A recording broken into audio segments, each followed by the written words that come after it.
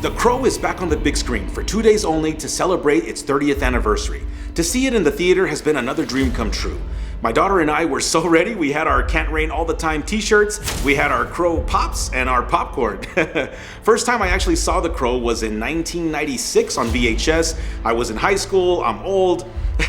So back then we had no internet, we had no social media. It was more like, dude, have you seen The Crow yet? You love movies, you need to see it, go rent it. So that's basically what I did. I went to the video store, I rented it. Back then, I regardless of how big or small my TV was, I didn't care. It was the sound that mattered. I always tried to create this little, mini theater room. I would take speakers and add them to my to my boombox or to my stereo. I would cut and split the wires, and then I had a system in my car, with some woofers and with the little casing and the box in the trunk. And I took one of those boxes and set it on my floor, on my bedroom floor, and boom, my room would rattle. Is that gasoline I smell? No, man, no! So I had my little mini theater going on, and I watched it and I loved it. From the very beginning, the tone, was set. It was dark, it was very gritty, which I like.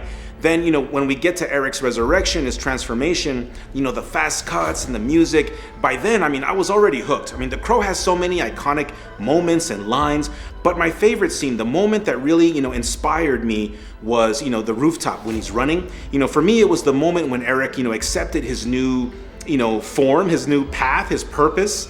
The music was absolutely perfect, and then add the rain and the water. It was one of those epic, reflecting, hero type moments for me. Acting is my passion, and if you've seen some of my personal work, that scene specifically is what has inspired, a lot of my lighting and water scenes. It's why I prefer to shoot at night.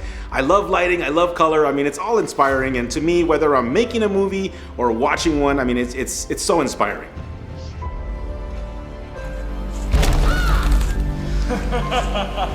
Brandon's portrayal of Eric Draven was and will forever be, powerful. It perfectly captured the character's pain, his quest for vengeance.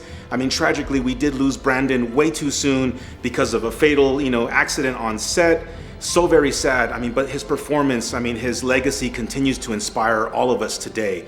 To me, The Crow is a perfect movie. It's my kind of Romeo and Juliet type love story. I'm actually reading the comic now, and there are, several differences between the book and the movie. The comic's narrative focuses more on Eric's journey, his struggle, his internal struggle. It's darker, more poetic and, emotionally intense. Then, what we see in the movie is more, a stylized, polished look, still dark of course, but with the added action and the superhero element, it's a great story. It's epic. The characters, the soundtrack, the music, I love the music so much. I love this movie so much. Today's video really is my out of the theater reaction for The Crow 2024. I can officially say that now. Finally saw it in the theater. Dream come true. Guys, thank you so much for watching. Thank you for believing, and always remember, can't rain all the time.